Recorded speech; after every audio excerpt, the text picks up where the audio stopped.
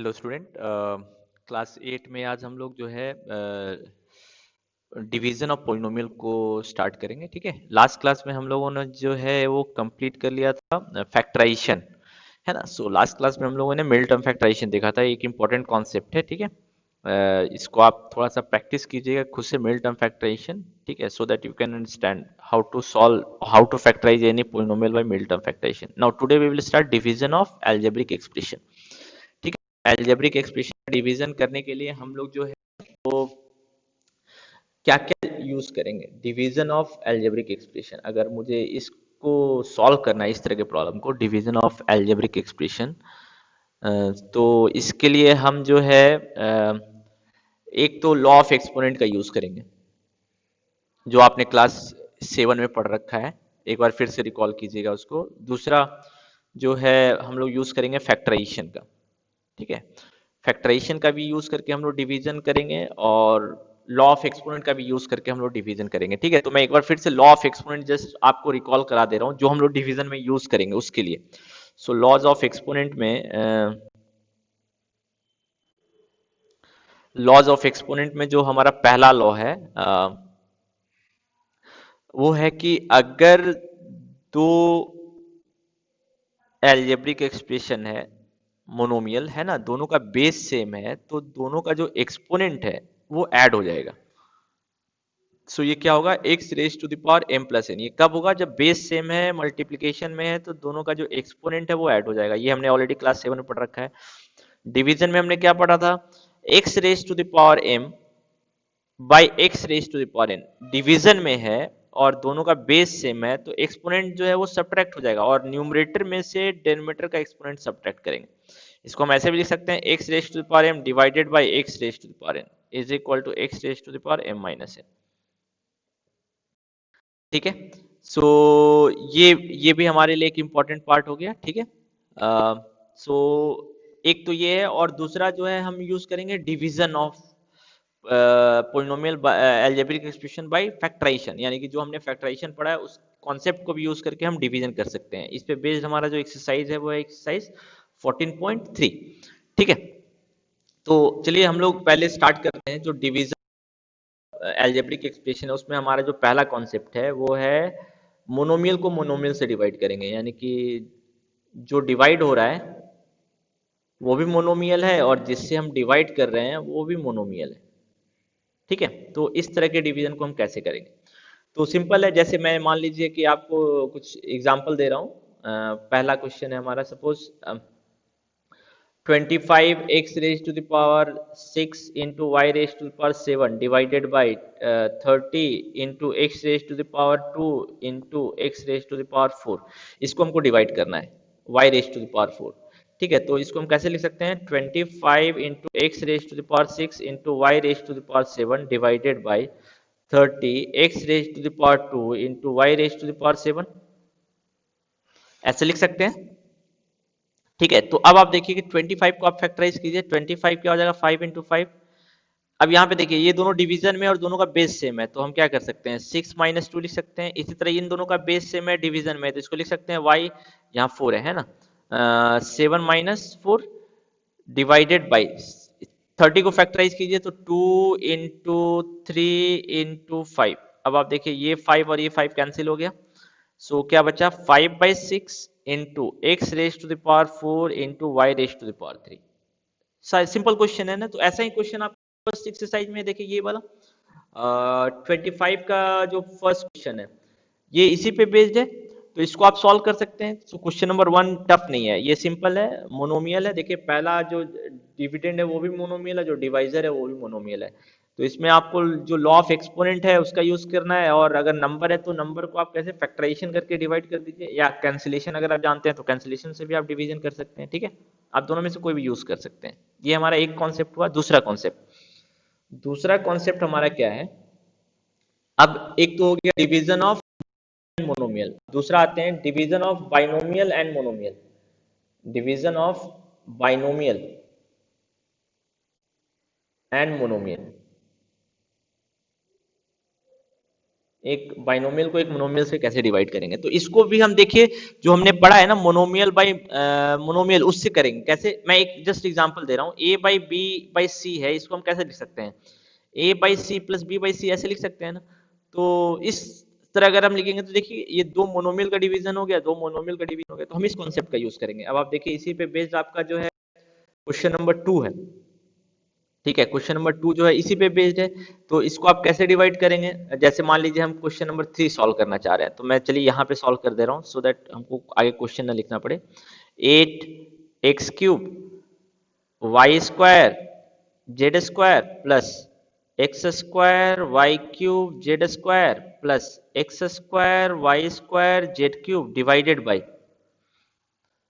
4x² y² z²। मैंने आपको monomial binomial a by B by C बताया था, अगर यहाँ पे d भी है तो हम इसको ऐसे लिख सकते हैं ना, a by C plus B by D, a by C plus B by C plus D by C, ऐसे लिख सकते हैं ना। तो इसको हम लिख सकते हैं ऐसे, देखिए यहाँ 8 मल्टीप्लाइड है तो 8 सब में मल्टीप्लाई कर देते हैं ब्रैकेट सिंप्लीफाई करके, है ना, 8 सब में मल्टीप्लाई हो गया तो हम इसको अब ऐसे लिख सकते हैं ना। आप देखिए इसको हम ऐसे लिख सकते हैं 8x³ y² z² by 4x² y² z² plus 8x² y³ z² by 4x² y² z² plus 8x² y² z³ by 4x² y² z² लिख सकते हैं ना। अब आप देखिए ये जो है एक मोनोमियल का डिवीजन है, ये भी मोनोमियल का डिवीजन है, ये भी मोनोमियल का डिवीजन है, तो ये आपका बिल्कुल फर्स्ट क्वेश्चन के जैसा हो गया। इसको अब आप सिंप्लीफाई कर सकते हैं ना। तो क्वेश्चन नंबर 2 जो है ये आपका एक तरह से मोनोमियल के डिवीजन का कॉन्सेप्ट का यूज कर रहा है, ठीक है। तो अगर एक मोनोमियल हो, ये इतने क्वेश्चन है, एक तो हमने देख लिया मोनोमियल को मोनोमियल से डिवाइड करेंगे तो कैसे सॉल्व करेंगे, मोनोमियल डिवाइडेड बाय मोनोमियल। दूसरा जो है बाइनोमियल ना लिख के हम सिंपली करते हैं पोलिनोमियल को हम एक मोनोमियल से डिवाइड करेंगे, ये हमने देख लिया क्वेश्चन नंबर 2 में, ये भी सिंपल था। अब तीसरा आते हैं, एक पोलिनोमियल को एक पोलिनोमियल से डिवाइड करना है, एक पोलिनोमियल को एक पोलिनोमियल से डिवाइड करना है, ठीक है। तो ये कैसे करेंगे ये देखिए आप। अब जैसे मान लेते हैं कि क्वेश्चन नंबर 3 है, ठीक है, इसमें देखिए वो न्यूमरेटर में मोनोमियल है, डिनोमिनेटर में मोनोमियल है, इस तरह के क्वेश्चंस को हम कैसे डिवाइड करेंगे। तो यहाँ पे जो कॉन्सेप्ट यूज करेंगे ये है फैक्टराइजेशन का। जहां फैक्टराइज है वहां पे तो सिंपल है, जहां फैक्टराइज नहीं है वहां पे हम फैक्टराइज करेंगे, पहले न्यूमरेटर को फैक्टराइज करेंगे, डिनोमिनेटर को फैक्टराइज करेंगे, उसके बाद हम डिवाइड करेंगे, ये हमारा कॉन्सेप्ट होगा। तो चलिए मैं जैसे क्वेश्चन नंबर 3 है, क्वेश्चन नंबर 3 को ले रहा हूं, ठीक है। तो फैक्टराइजेशन का आपके पास कितना मेथड है, एक है बाय टेकिंग कॉमन फैक्टर, ये एक मेथड है, दूसरा क्या है बाय रीग्रुपिंग, एंड तीसरा क्या है तीसरा मेथड जो आपके पास है वो है आपका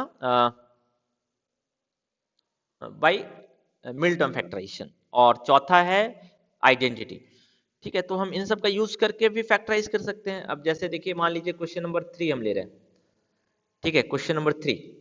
सो क्वेश्चन नंबर 3 में जैसे देखिए क्वेश्चन नंबर 3 का मैं मान लीजिए कि सपोज सॉल्व कर रहा हूं,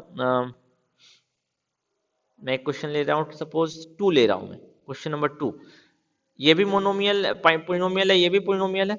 सो 10x minus 25 is divided by, है ना, डिवाइड नीचे कर दे रहा हूं मैं, इसका मतलब 2x माइनस 5। अब आप देखिए कि ऊपर पहले आप फैक्टराइज कीजिए, तो फैक्टराइजेशन का हमारे पास सबसे पहला मेथड क्या है, कॉमन फैक्टर। कॉमन फैक्टर देखिए, अगर कॉमन फैक्टर नहीं है तो हम रीग्रुपिंग में जाएंगे, रीग्रुपिंग नहीं है तो हम आइडेंटिटी का यूज करेंगे, आइडेंटिटी यूज नहीं हो रहा है तो मिलटर्म फैक्टराइजेशन जाएंगे, और सबको हमको पहचानने का मेथड ऑलरेडी पता है। तो ये देखिए ये कॉमन फैक्टर है, 10 में क्या है 2 इंटू 5 है, और 5 25 में क्या है 5 इंटू 5 है, तो कॉमन क्या आएगा 5, तो क्या बचेगा 2x minus 5 by 2x minus 5। अब 2x माइनस 5 डिवाइड हो कैंसिल हो गया, दोनों में कॉमन है, तो सिंपली क्या बचेगा 5। तो यही आपको करना है। जैसे अब इसमें भी देखिए ऑलरेडी ये 6y प्लस 21 है, इसमें कॉमन फैक्टर से फैक्टराइज होगा, कॉमन फैक्टर से ले लीजिए। अब जैसे क्वेश्चन नंबर 3 है, क्वेश्चन नंबर 3 में 3 को भी मैं आइडिया दे दे रहा हूं आपको, 3 कैसे सॉल्व करेंगे। सिंपल है, बहुत टफ नहीं है क्वेश्चन, ठीक है, आप खुद से कर सकते हैं। क्वेश्चन नंबर 3 में सपोज क्वेश्चन नंबर 3 हम लोग देखते हैं।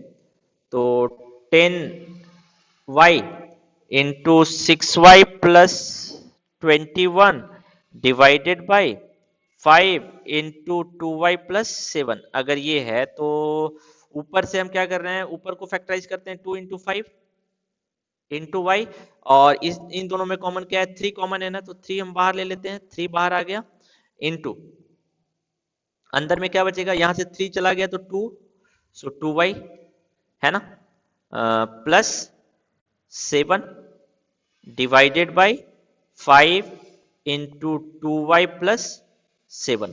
अब देखिए 2y प्लस 7 कैंसिल हो गया, 5 और 5 कैंसिल हो गया, तो क्या बचा, simply 6 into 3 into 2 6 into y, 6 into y बचा। तो ऐसे ही सारे क्वेश्चन हैं, आप इजिली इसको सॉल्व कर सकते हैं, ठीक है, बहुत डिफिकल्ट नहीं है, ठीक है, बहुत डिफिकल्ट क्वेश्चन नहीं है, ठीक है। सो हमने ये पार्ट भी डिस्कस कर लिया, ठीक है। अब नेक्स्ट आते हैं हम लोग, सारे क्वेश्चंस वैसे ही हैं। क्वेश्चन नंबर 4 भी देखिए, ये कहने को अलग कर दिया है, बट क्वेश्चन नंबर 4 में भी देखिए फैक्टराइज हो रहा है, तो फैक्टराइज है ऑलरेडी, तो सिंपल आपको डिवीजन में कैंसिलेशन करना है ना, तो सारे क्वेश्चन सॉल्व हो जाएंगे ना। यहाँ पे देखिए, जैसे यहाँ पे भी आप देख लीजिए कि ये फैक्टराइज होगा नहीं होगा, अगर नहीं फैक्ट ऑलरेडी ये देखिए डिवाइड हो गया, कैंसिल हो गया, तो यहाँ पे फैक्टराइजेशन की जरूरत नहीं पड़ रही है। लेकिन अब जैसे मान लीजिए कि मैं ये सारे क्वेश्चन सॉल्व कर रहा हूँ, 5 में आपको फैक्टराइज करने की जरूरत पड़ेगी, यहाँ लिखा हुआ है factorize the expression and divide them as directed, ठीक है, तो यहाँ पे हमको फैक्टराइज करने की जरूरत पड़ेगी। तो चलिए मैं एक एक एक क्वेश्चन आपको दिखा दे रहा हूँ सॉल्व करके, ठीक है। अब लेकिन आप बाकी सारे क्वेश्चन जो है वो खुद से सॉल्व कीजिएगा। जैसे मान लीजिए कि मैं सॉल्व कर दे रहा हूँ क्वेश्चन नंबर 6, क्वेश्चन नंबर 6 जो है मैं इसका सॉल्व कर दे रहा हूँ। क्वेश्चन नंबर 6 क्या है,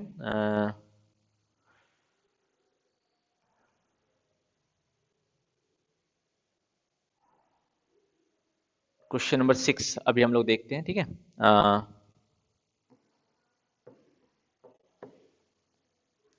ओके, सो क्वेश्चन नंबर 6 है हमारा 12xy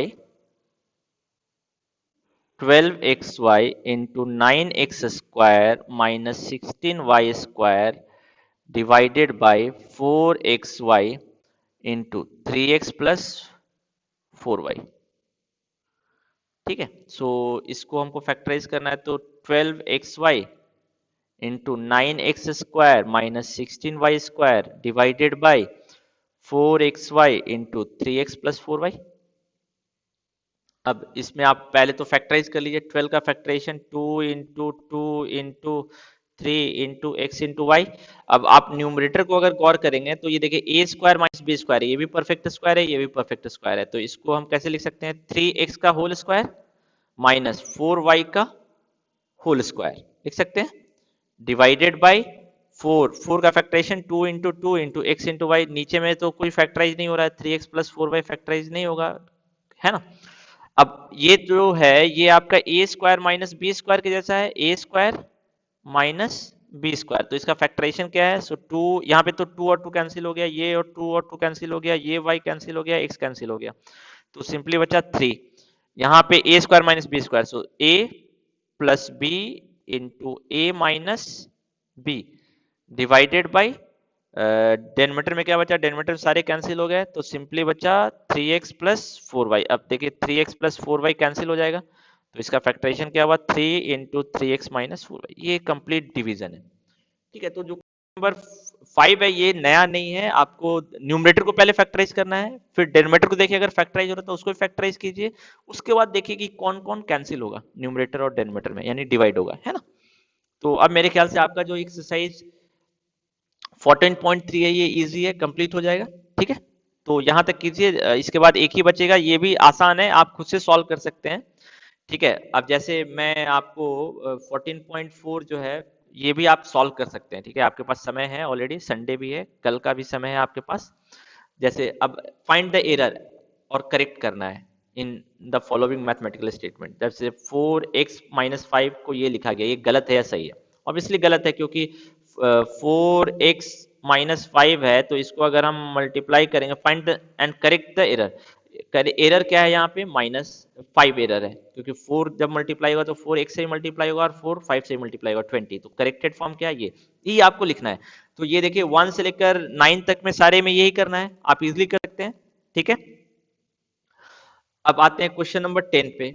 सब्स्टिट्यूट कीजिए और देखिए कि वैल्यू सही किया है कि नहीं सब्स्टिट्यूशन इसने।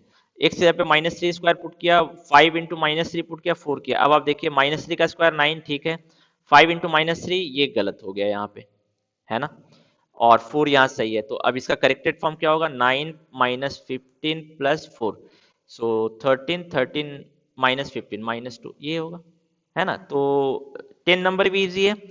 12 नंबर 11 नंबर देखिए 11 नंबर में देखिए ये आइडेंटिटी है, ये सही आइडेंटिटी नहीं है, ये गलत आइडेंटिटी है, ये a माइनस बी का होल स्क्वायर है, तो उस पर सॉल्व होगा। इसी तरह ये आइडेंटिटी भी गलत है, क्योंकि एक पार्ट मिसिंग हो गया ना, 2ab का टर्म मिसिंग हो गया है इसमें। तो ये सारे क्वेश्चंस वैसे ही हैं। यहाँ पे डिवीजन से रिलेटेड है, जैसे डिवीजन से रिलेटेड कैसे है? अब आप 4x से डिवाइड करेंगे तो ये क्या होगा? 4x by 4x plus 5 by 4x, तो 4x और 4x कैंसिल हो गया, तो क्या बचेगा? 1 प्लस 5 बाई 4x, जबकि ये ऐसा है नहीं, तो ये गलत है डिवीजन।